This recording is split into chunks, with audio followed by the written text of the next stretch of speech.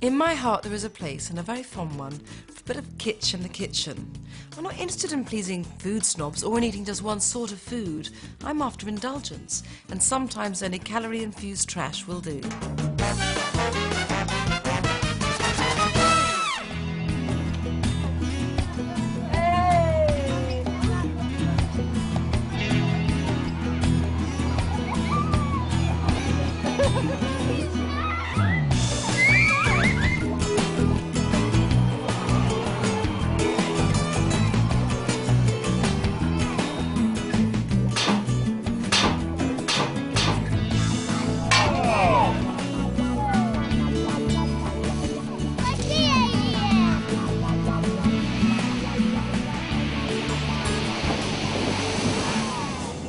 You want Trashy? Boy, can I give you Trashy. I mean, where would you go to? But the King. I mean, no one did it better than him. And this is his masterpiece. Elvis Presley's fried peanut butter and banana sandwich, which is a complete joy and offers some explanation as to why he got to the size he did.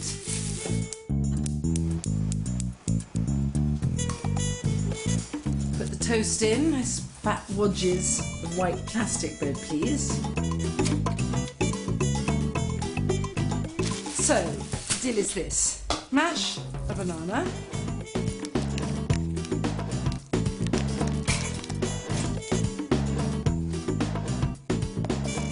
Good slathering of smooth peanut butter. Don't get the one that says extra smooth, because then it'll just get too runny and drip out. Banana on top. And just put the sandwich straight into the foamy butter. 2 minutes aside. Just want it nice and golden. First time I came across this was in entirely the appropriate place, which is in Graceland, when I ate it in the cafe adjoining the great Elvis Palace. And then I bought a book on the way out called Are You Hungry Tonight? Elvis's favourite recipes, of course. So I've been able to recreate this at home.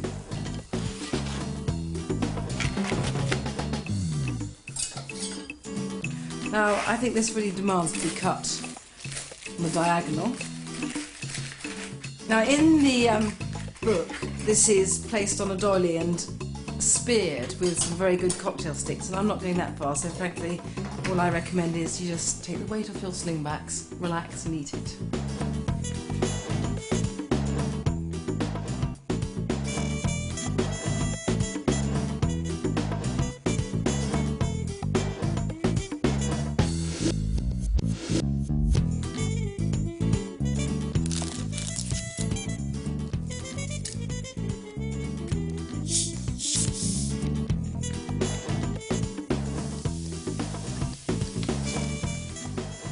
Right, now this handsome piece of gammon has been cooking for 2 hours in a large bottle of cola, just with an onion thrown in for added flavour.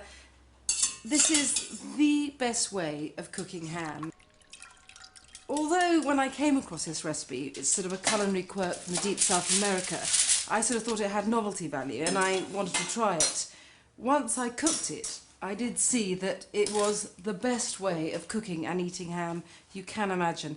I mean, it does make sense, because if you think about it, there is something about that spiky, sweet, spicy drink that does infuse the ham with what feels like spirit of barbecue. Children like it too, because, you know, for them the idea of eating anything cooked in cola is great. As for the liquid, the trad recipe is ham and Coca-Cola, but use any cola you want. Not diet though, absolutely not diet, it's full fat or nothing. And do not throw away this cooking liquid because it is so wonderful. The saltiness of the ham has gone into the sweetness of the Coca-Cola and it makes a great basis for a thick bean soup. All I want to do is take off the rind and put it in a very hot oven, just preheated, to make it crackle up and just sticky with sweet glaze. Once you've cooked ham and cola, I promise you, you won't cook it another way. You won't. Score the skin with a knife, just crisscross it. And then, this is a rather retro moment, that's what my mother always did, stud these little diamonds with cloves. You know, this is really just an intensification of that aromatic, spicy quality. I mean, you can see here the cola's kind of just infused all that surface with a sort of brown barbecue glow. The taste is wonderful. Right, so maybe one more. Lovely. And now the glaze. First, black treacle, which has the kind of bitter sweetness of burnt toffee. I don't know, and it sort of brings an almost sort of licorice intensity. I've lined the baking tin with foil for no other reason than that all this sweet stuff burns incredibly easily, and it just makes cleaning it much easier later.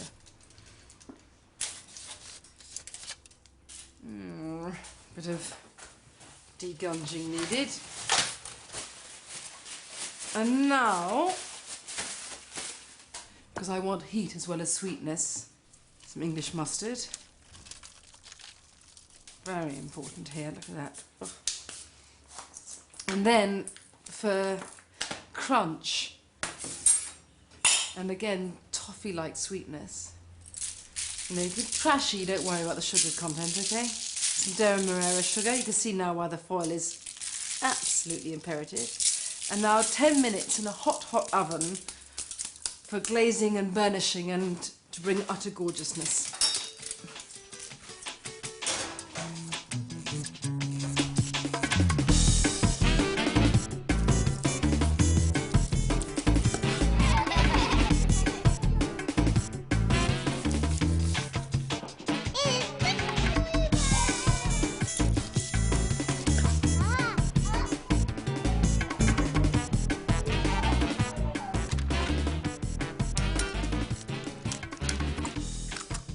If you're not going to eat this ham just carved thickly and wedged between slices of white bread, you've got to have it with this sweet corn pudding. And by pudding, I mean really like a sweet corn souffle, only without aerating the egg whites. It's incredibly easy to make. 5 eggs, little light whisking. Okay, so there's the eggs, and then, this is a very gratifying part, can of cream-style sweet corn. Very satisfying cooking with cans.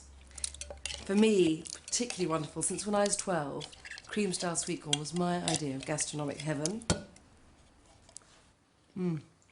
Lost none of its charm. Put it there. Large can of just ordinary non-cream style sweet corn, strained. Hang on, just give it a bit of a stir.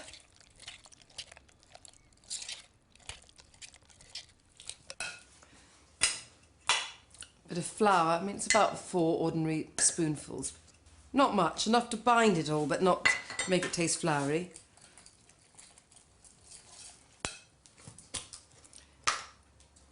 Baking powder,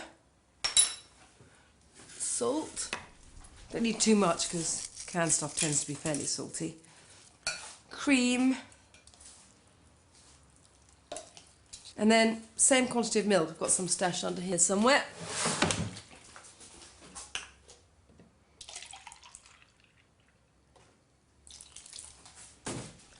Just a final stir.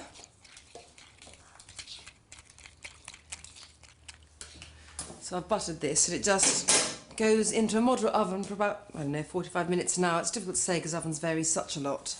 I mean, that's all there is to it. Ready for ham and eggs, southern style.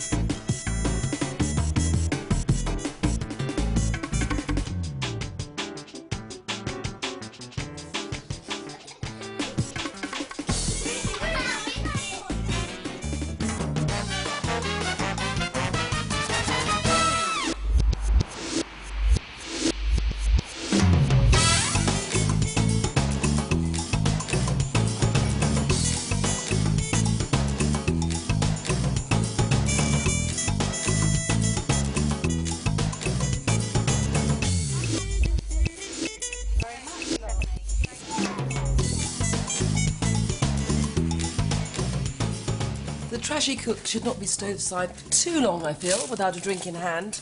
And preferably this one, watermelon daiquiri. If you keep the watermelon in the deep freeze, it saves you having to bother with ice. As much white rum as you want.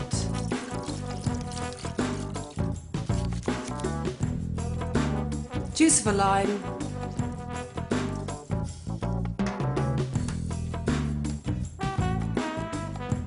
And a spoonful of icing sugar.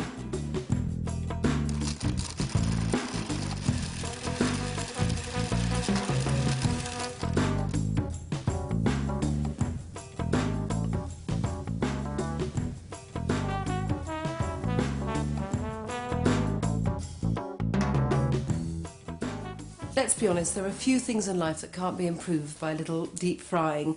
Chicken, I think, is the ultimate deep fried food. Absolutely incredible. And this chicken, southern style, is just real last meal on earth fantasy time.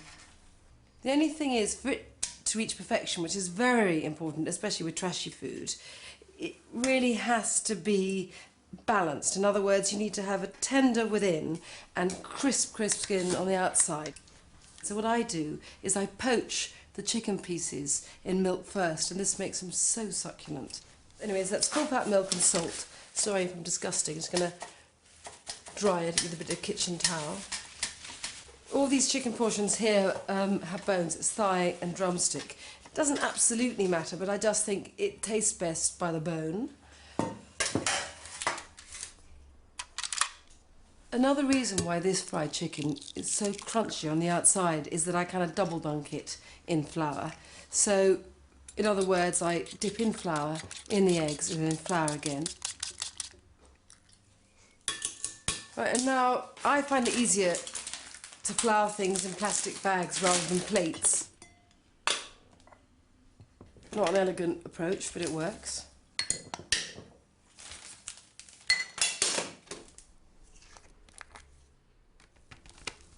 Cayenne pepper, just for colour and also a bit of heat, a bit of spice. It's kind of like a mild form of conveyor belt cookery. So in the flour, in the egg, and in the flour again. I don't think there's any bad way of eating fried chicken, or indeed any fried food, but I have to say that I love this cold, and although cold fried food might sound disgusting to some people, I think cold fried chicken is just the most fabulous picnic food. So the chicken needs to stand there a bit. If it stands there and dries out, it will make the skin yet crisper, and I can get on with melting the fat. Nice bit of vegetable fat. This again helps make the skin really golden and crisp, better than oil, and so much more beautiful. I mean, look at this. Who needs art?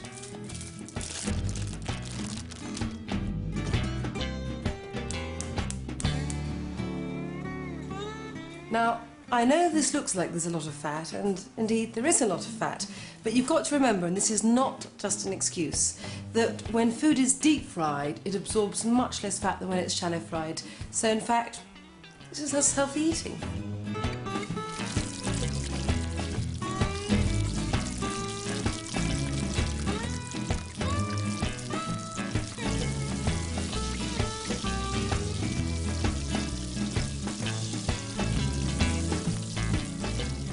Fried chicken like this absolutely calls out for a basket for serving purposes. I mean, just look. I mean, if you can resist this, you do not deserve to eat.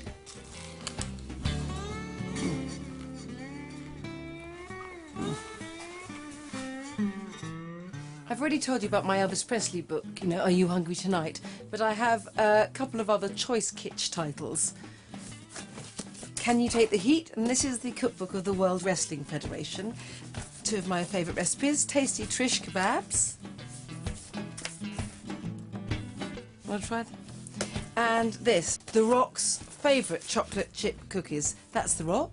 And my favourite bit of this is this line, makes 4 to 5 dozen cookies. But this, an old favourite, Liberace Cooks. I thought this was him cooking in his kitchen until I read inside and saw that he was in fact cooking on his dining loggia. He has 7 dining rooms, you understand. This is him in his TV watching dining room. And this is Liberace with the author, part of the shirt. But actually, you know, for all that campery, you know, this is a really, really good recipe book. I mean, sadly, it's out of print, so I think it's about time for a reissue. This chocolate lime cheesecake is the epitome of my kind of trashy food, by which I mean that although many of the ingredients come out of packets and essential, the finished result is really seriously good, no joke. And it's also very, very important that inspiration for this comes from a kind of industrially produced, not naturally occurring foodstuff. This sweet chocolate limes, which I adored as a child. I think it's probably fairly important here that the cheesecake itself is a kind of déclassé, or at least certainly devalued. But this is wonderful. The base, Maryland cookies, completely chocolatey ones. I want a rich, dark chocolate base to counter the rather sharp, tender custard topping.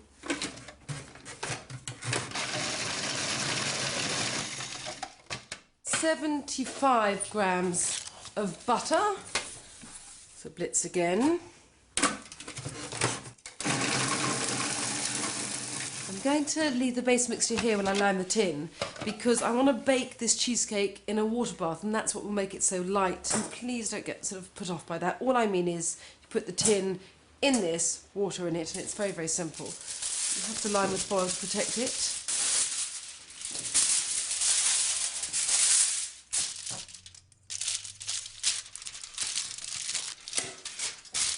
So this not only stops water getting in, but it makes you feel very, very confident as well. It makes up for a lifetime of not watching Blue Peter.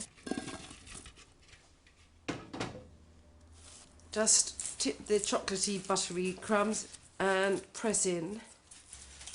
And then just should sit in the fridge to sort of chill while you get on with the cheesecake topping.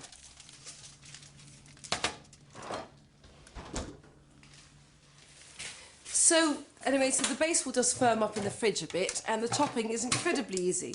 Can't be bothered to wash up, so I'm just going to put another bowl on. The processor is a fabulous machine for making cheesecake, because although you want everything really blended till it's smooth, what you don't want is to incorporate air. If you get air beaten into cheesecake, what happens is it rises while baking, and then as it falls afterwards, it cracks. I mean, it's not the end of the world, but... You need 750 grams of cream cheese, and they come in 200 gram packets, so it's more or less 4. 200 grams of caster sugar. 4 eggs and 2 egg yolks. There are a lot of eggs, but that's because I want this really sour, and that means a lot of lime juice, which means a lot of liquid, so you need more eggs to help it set. So trust me.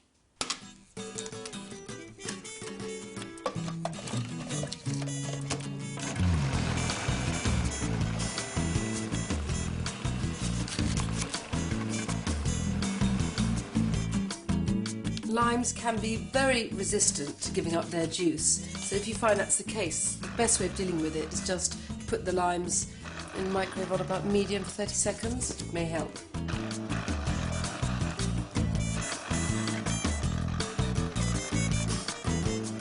There really is quite a bit of juice here, and this is what makes this so wonderfully creamy but acerbic.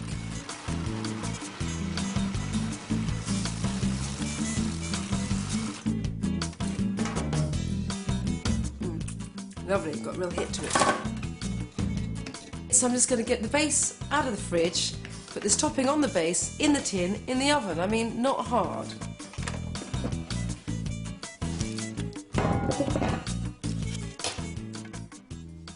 Now, do not panic. The cheesecake mix really is meant to be this liquid. Perfect. It's this kind of liquid quality which makes it so kind of voluptuously tender-bellied when baked. Just pour in some water from a recently boiled kettle, about halfway up. I wouldn't overdo it because you don't want to splash water inside the actual tin holding the cheesecake. Now just take it over to the oven very delicately because I don't want to spill anything. It's very good. Very good. I'm not quite sure. Am I wearing enough makeup? No, no.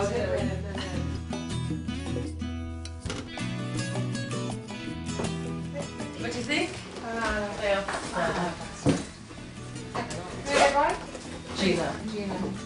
Oh, I guess.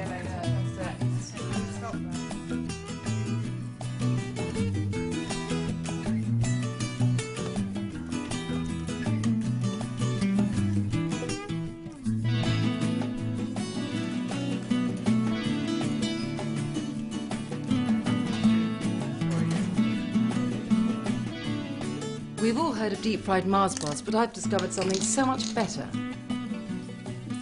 So I am going to introduce you to something quite spectacular. A little deep-fried bounty. Well, I love the notion though that a kind of bounty bar needs batter. Of course it does. Everything needs batter. Yeah. It's good, isn't it?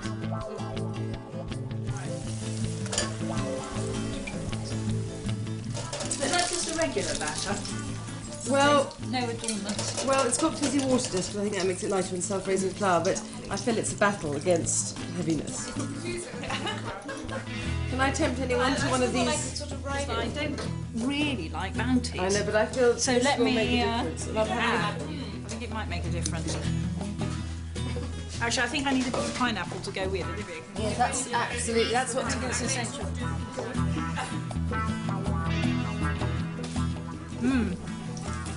No, it's really good. it is, isn't it? Really good.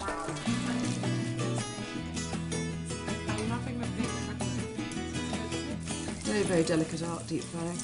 But the best bit is you get to rattle the chip basket. I rather like that idea, don't you? I think we've got a whole new thing here going. A whole new way and a whole new approach to food.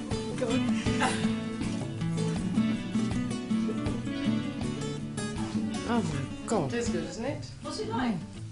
Well, kind of like Christmas and Easter and your birthday already rolled into one. Avocado, darling.